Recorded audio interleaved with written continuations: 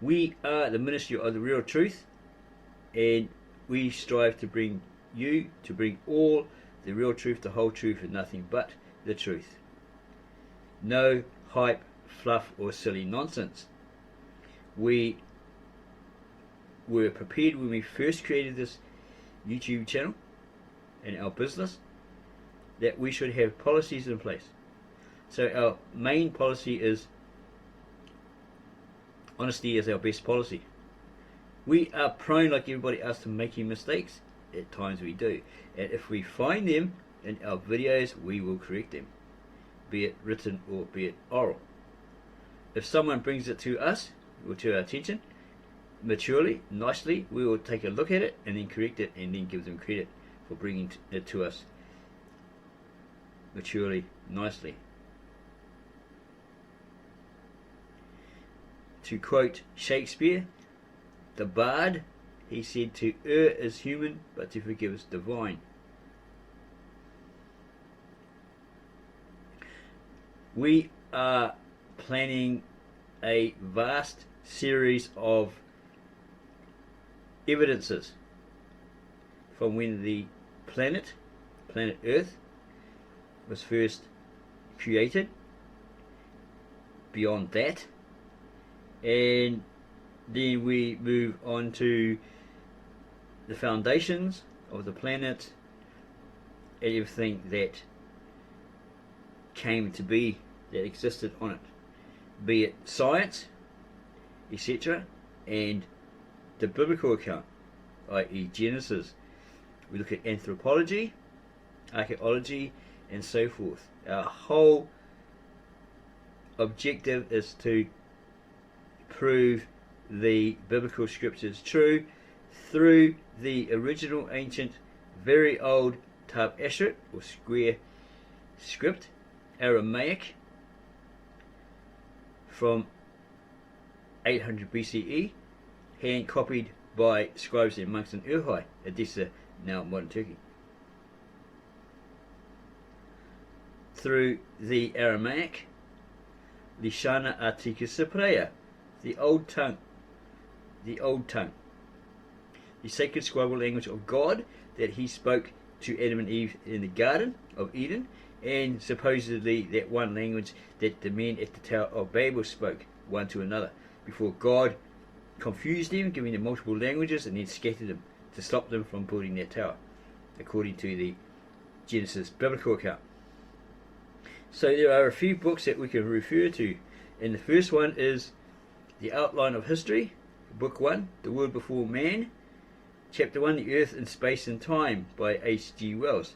Yes, he's a science fiction writer. We have been scoffed at for this to follow, but he is a historian of sorts. Possibly not a totally recognized one, but he is a historian nevertheless. So this is from The Outline of History, Book 1, The World Before Man, Chapter 1, The Earth in Space and Time. We've got to start from the very, very beginning, and this is how we are going to do it. And then we can continue our series over time, create new videos, and then bring them to you to see if you like them, if you enjoy them. And if you do, give us a like, subscribe to our channel, add your comments below the video, and we'll get back to you on those as soon as we can, and then go share these videos with all your family, friends, and others, so they can learn the real truth, the whole truth, and nothing but the truth about our origins in the biblical account, from Brita in the Aramaic Genesis to the last book of Revelations in the New Testament, Galilean Aramaic New Testament. We will refer to the Tab Ashrit, Lishan Artica Cypraea, the Aramaic Old Testament, and also the Galilean Aramaic New Testament where needed, and compare it with today's modern Americanized English Bible versions that all have, be they the Good News Bible, ESV, RSV, AV, King James, and so forth, to prove that the biblical text of 800 BCE, i.e. the Old Testament, and the Galilean Aramaic of the 1st to 2nd century are actual fact.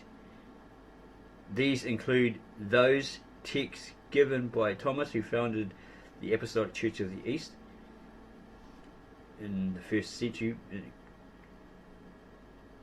It grew and came to light around the 2nd century apparently, of what the Son of God, Yeshua Mashiach, or Jesus the Messiah, actually said, what they heard him say, what they saw him do, and what he taught. Translated into the nearest English equivalent by a native-born Aramaic-speaking translator from Mesopotamia, Syria, Victor N. Alexander, without the common translator prejudice, bias, messing with it, adding to it, and so forth. So here is the outline of History, Book 1, The World Before Man, Chapter 1, The Earth in Space and Time. It reads, and first, before we begin the history of life, let us tell something of the stage upon which our drama is put, and of the background against which it is played. In the last few hundred years, or more, because this book is very, very old, and H.G. Wells is long past, there has been an extraordinary enlargement of men's ideas about the visible universe in which they live, or we live.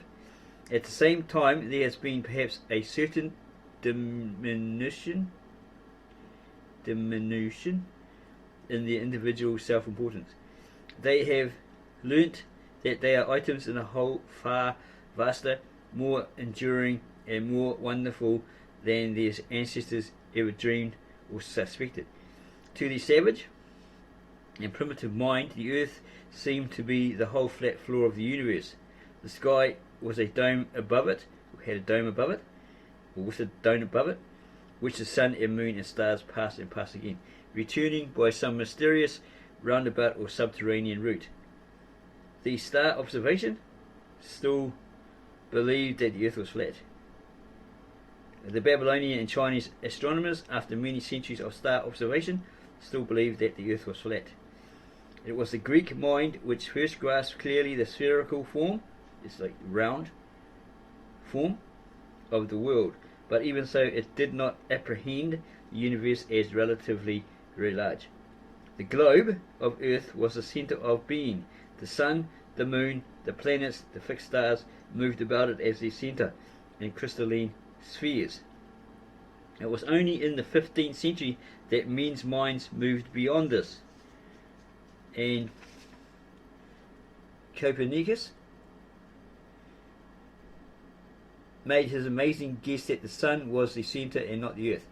It was only with the development of the telescope by Galileo in the opening of the 17th century that the views of Copernicus became widely accepted, or Copernicus. The development of the telescope marks indeed a new phase in human thought, a new vision of life. It is an extraordinary thing that the Greeks, with their lively and penetrating minds, never realized the possibilities of either microscope or telescope. They made no use of the lens, yet they lived in a world in which glass had been known and had been made beautifully for hundreds of years. They had about them glass, flasks and bottles, through which they must have caught glimpses of things distorted and enlarged. But science in Greece was pursued by philosophers in an aristocratic spirit, men who were such, with a few such exceptions as the ingenious Archimedes and Hero, were too proud to learn from such mere artisans as jewelers and metal and glassworkers. Ignorance is the first penalty of pride. The philosopher had no mechanical skill and the artisan had no philosophical education, and it was left for another age, more than 1,000 years later, to bring together glass and the astronomer. Since the times of Galileo, astronomy and the telescope have advanced together, and a veil of ignorance and false assumptions has been rolled back from the deeps of space. The idea that the sun was the centre of the universe has followed the idea that the world was in that position. We know now that our sun cannot even be included among the greatest of the stars. It is merely one of the lesser lights. The telescope has released the human imagination as no other implement has ever done. If there is any other apparatus worthy to be compared to in its enlarging influence, it is the spectroscope, which was developed after the discoveries of Fraunhofer, the glassworker, in 1814. Since man has lived on Earth, he has seen rainbows, but who could have told him that those bands of colours held in them a promise that one day he should be able to analyse the stars? But the spectroscope receives the rays from any luminous source, passes them through prisms, and breaks them up into rainbow-like bands. These bands reveal under examination transverse lines of brightness and darkness, which vary with the heat and the chemical composition of the source of light and of any intervening vapour. So that men can now sit in observatories and learn the composition and take the temperature of stars incalculable billions of miles away. The curtain that hid the unfathomable abyss of stellar distances has been drawn back only in the last 3 or 4 centuries, still more recent in our realization of the immense duration of our universe and time. Among ancient peoples, the Indian philosophers alone seem to have had any perception of the vast ages through which existence has passed. In the European world, until more little than a century or so ago, and a half ago, men's ideas of the time things had lasted were astonishingly brief. In the Universal History, published by a syndicate of booksellers in London in 1779, it is stated that the world was created in 4004 BC. There's a guy called A.C. or A. Sacy that stated this in the Schofield Reference Bible. It's in the footnote, probably on the first or second page of that. We came across that. But there are Egyptians out there who practice the Egyptian faith today that said, well, how could that be if the Egyptians were making prototype models of pyramids in 2000 BCE? Okay, so this Universal History, published by a syndicate of booksellers in London in 1779, it stated that the world was created in 4000 BC and with a pleasant exactitude at the autumnal equinox, and that the making of man crowned the works of creation at Eden upon the Euphrates, exactly 2 days' journey above the Basra. The confidence of these statements arose from a too literal interpretation of the Bible narrative. Very few, even of the sincere believers in the inspirations of the Bible, now accept them as matter of fact statements. Yes, because we have looked at the original ancient, very old Tav Esdra, Brita, in the Aramaic, or Genesis in English, and it doesn't give a date. It says God, the Son of God, it specifically states the Son of God, not God the Father, created. He was given the authority to create all things on earth, in nature, animals, the birds, the creatures in the seas, etc., etc. Did all in an immeasurable, unfathomable era, eon, age, day with a capital D. This differentiates day from the Hebrew to English translations, where it has a small d indicating a 24-hour period, a 6-day week. There is no set record saying that God started on a Sunday and finished on a Saturday, or anything like that. It's an unfathomable, immeasurable period. Remember, to God, 1,000 years is like a day, or a day is like 1,000 years. So this divine being, the Son of God, who created all, you can compare Genesis 1:1 to 3 in your Americanized English Bible version, as we have with the original ancient Tav Esdra Brita, in Aramaic, or Genesis in English.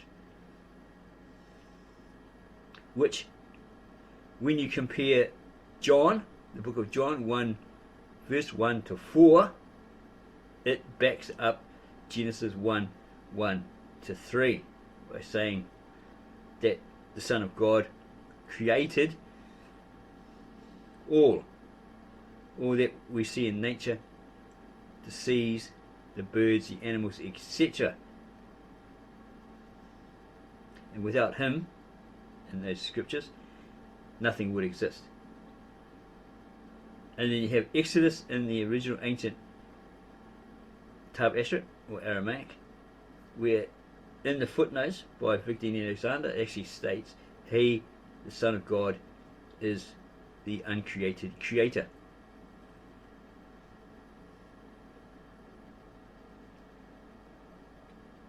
We're going to continue with the outline of history, the earth and space and time. It is the science of geology, and particularly the sciences of paleontology, which has broken through this time barrier and opened beyond that little yesterday of scarcely 6,000 years, a million such yesterdays. Well, from what we have found through the Aramaic Brita, etc., the earth has been around longer than 6,000 years. Two main sets of facts, very frequently observed, were forcing themselves upon men's attention long before the 18th century. One was that innumerable districts one saw exposed great thicknesses of stratified rocks that could only have been accumulated during long periods of time, and that in many cases these strata had been bent, contorted, and thrust about in a way that was inevitably suggestive of enormous forces operating through long periods of time. The other was the existence of fossils similar to, but not precisely like, the bones and skulls and other hard parts of existing species. It was only in the 18th century that strata and fossils began to be studied systematically. It is only in the 19th that the recognition of the real scale and quality of these accumulations, the records of the rocks, some sort of book way back then, became widespread.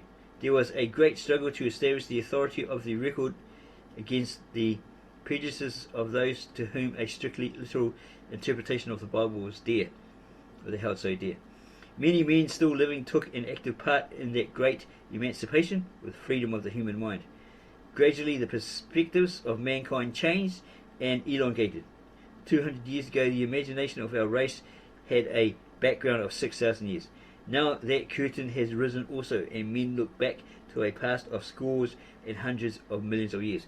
So that's verifying the original ancient Tab Ashret Brita, that word Iuma in the Aramaic, that there was an immeasurable, unfathomable period, eon, age, era, day with a capital D. So God took his time. It wasn't literally all done in 6 literal days, as we have been told, shows in the modern Bibles, etc., that we've been told to believe, or encouraged to believe. We will now summarize very compactly what is known of the material dimensions of our world. Our Earth, it has been shown, is a spinning globe. It's been shown. Vast though it seems to us, it is a mere speck of matter in the greater vastness of space. Space is for the most part emptiness. At great intervals in this emptiness there are flaring centres of heat and light, the fixed stars. They are all moving about in space, notwithstanding that they are called fixed stars. But for a long time men did not realize their motion. They are so vast and at such tremendous distances that their motion is not perceived. Only in the course of many thousands of years is it appreciable. Sources of centuries ago, the Egyptians made star maps, and they show us that the shapes of the constellations have changed very considerably. Many stars have moved measurably, yet we still use the old convenient expression fixed stars to distinguish them from the planets. These fixed stars are so far off that, for all their immensity, they seem to be, even when we look at them through the most powerful telescopes, mere points of light brighter or less bright. A few, however, when we turn a telescope upon them, are seen to be whirls and clouds of shining vapour, which we call nebulae. They are puffs and smears of luminous stuff, billions of miles in length. They are so far off that a movement of millions of miles would be imperceptible. There are also, it has been realised quite recently, it's a few years back, I remember that H.G. Wells lived quite a while back, probably in the 40s, 50s, so this book is very, very old. So there would have been updates. Right? A number of dark bodies in space and clouds of opaque matter, some of enormous size. We should still know nothing of their existence if it had not been that they blot out the luminous stars beyond them. One star, however, is so near to us that it is like a great ball of flame. This one is the Sun. The Sun is itself in its nature like a fixed star, but it differs from the other stars in appearance because it is beyond comparison nearer than they are, and because it is nearer, men have been able to learn something of its nature. Its mean distance from the Earth is 93 million miles or so. It is a mass of flaming matter, having a diameter of 866,000 miles. Its bulk is 1.25 million times the bulk of our Earth. Many of the fixed stars are vastly greater. These are difficult figures for the imagination. If a bullet fired from a Maxim gun at the Sun kept its muzzle velocity unimpeded, it would take 7 years to reach the Sun. And yet we say the Sun is quite close, measured by the scale of the stars. If the Earth were a small ball, 1 inch in diameter, the Sun would be a globe of 9 feet diameter. It would fill a small bedroom. We know now that it is spinning around on its axis, but since it is an incandescent fluid, its polar regions do not travel with the same velocity as its equator, the surface of which rotates in about 25 days. The surface visible to us consists of clouds of incandescent metallic vapor. So hot is the Sun's atmosphere that iron, nickel, copper and tin are present in it in a gaseous state. At what lies below we can only guess. About the Sun at great distances circle not only our Earth but certain other kindred bodies called the planets. These shine in the sky because they reflect the light of the Sun. They are near enough to us to note their movements quite easily. Night by night their positions change with regard to the fixed stars. It is well to understand how empty of matter is space. If, as we have said, the Sun were a globe 9 feet across, our Earth would in proportion be the size of a 1 inch ball, and at a distance of 322 yards from the Sun. This is over a sixth of a mile. It should mean 3.5 minutes smart walking from the ball to the 9 feet globe.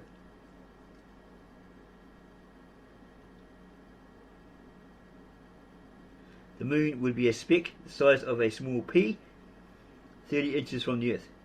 Nearer to the Sun than the Earth would be two other very similar specks, the planets Mercury and Venus, at a distance of 124 and 232 yards respectively. Beyond the Earth would come the planets Mars, Jupiter, Saturn, Uranus and Neptune at distances from the Sun of 488,1672, 3,067, 6,169 and 9,666 yards respectively. From the Sun to Neptune would be a 2-hour walk. There would also be a certain number of very much smaller specks flying about among these planets, more particularly a number called the asteroids, circling between Mars and Jupiter, and occasionally a little puff of more or less luminous vapour and dust would drift into the system from the almost limitless emptiness beyond. Such a puff is what we call a comet. All the rest of the space about us and around us and for unfathomable distances beyond is cold, lifeless and void. The nearest fixed star to us on this minute scale, be it remembered, the Earth is a 1 inch ball and the Moon a little pea, would be over 40,000 miles away. Most of the fixed stars we see would still be on this scale, scores and hundreds of millions of miles off.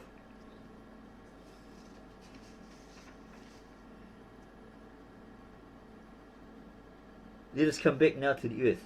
The diameter of our world is a little under 8,000 miles.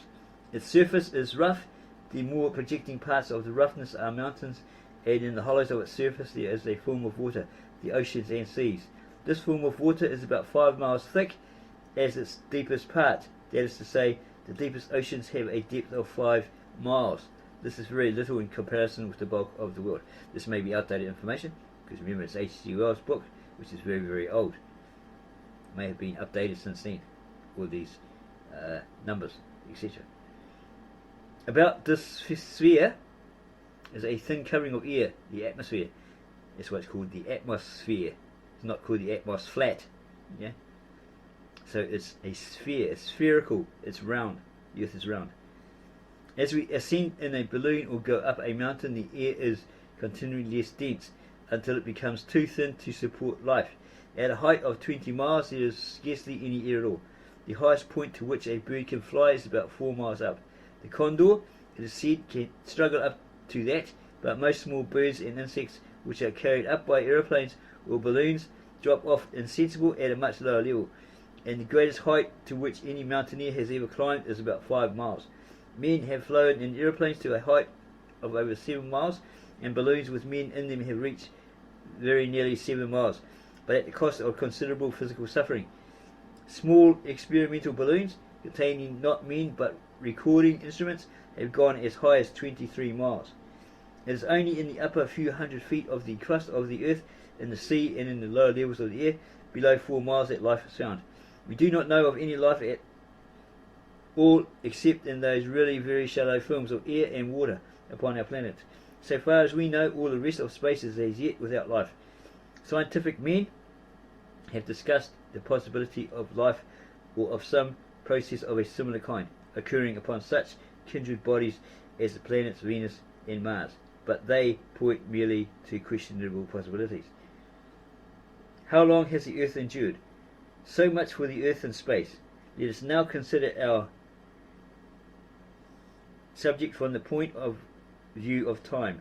Astronomers and geologists and those who study physics are now able to tell us something of the origin of the Earth. They consider that vast ages ago, the Sun was a spinning, flaring mass of matter, not yet concentrated into a compact centre of heat and light, considerably larger than it is now, and spinning very much faster, and that as it whirled, a series of fragments were detached from it and beneath the planets, and became the planets. Our Earth is one of these planets. The flaring mass that was the material of the Earth broke into two masses as it spun, a larger, the Earth itself, and a smaller, which is now the dead, still Moon. Astronomers give us convincing reasons for supposing that Sun and Earth and Moon and all that system were then whirling about at a speed much greater than its speed today, and that at first our Earth was a flaming thing upon which no life could live. So it was a fiery ball, according to science and according to H.G. Wells here. It was a flaming thing upon which no life could live. They oblige us to believe that the Sun, incandescent though it is now much cooler than it was, and that it spins more slowly now than it did, and that it continues to cool and slow down. And they also show that the rate at which the Earth spins is diminishing and continues to diminish. That is to say, that our day is growing longer and longer, and that the heat at the centre of the Earth wastes slowly. There was a time when the day was not a half and not a third of what it is today, when a blazing hot sun, much greater than it is now, must have moved visibly, had there been an eye to mark it from its rise to its setting across the skies. There will be a time when the day will be as long as a year is now, and the cooling sun, shorn of its beams, will hang motionless in the heavens. How long, some reader will ask, has the world endured?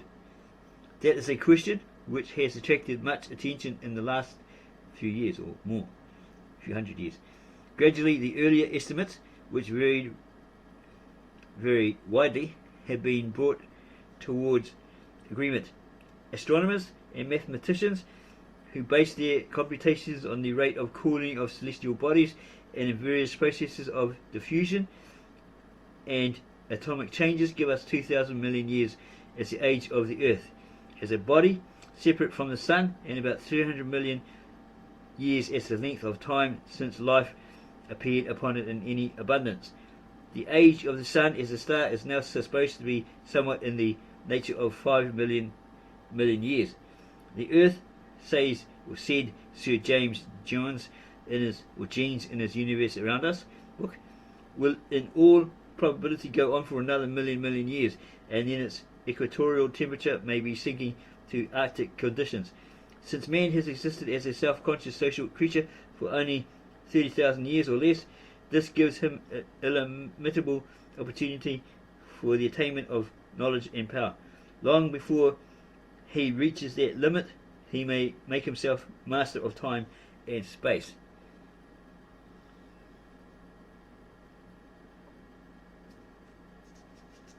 And that may conclude our opening video on our planet Earth and our existence.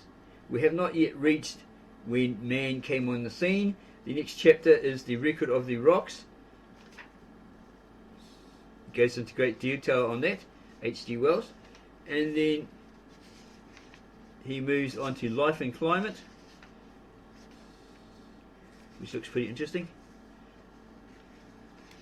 The age of reptiles, and eventually gets to man.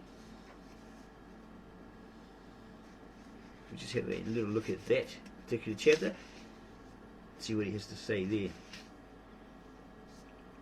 It's chapter 7, the Neanderthal man and extinct race, the early Paleolithic age. And he has subjects: the world 50,000 years ago, the lost Paleolithic men, the daily life of the Neanderthal men, the Rhodesian skull, and so forth. We may look at that at a later date, a later period. So we hope that you have enjoyed this video. That's very informative. That's just one book that we're looking at, referring to. There may be others more up to date in our collection. We have a vast collection of about 3,000 or more books on different subjects. So we're going to go look through all of those, look on the internet to find the actual facts, and then bring you all of those in video format. So we hope that you've enjoyed this video.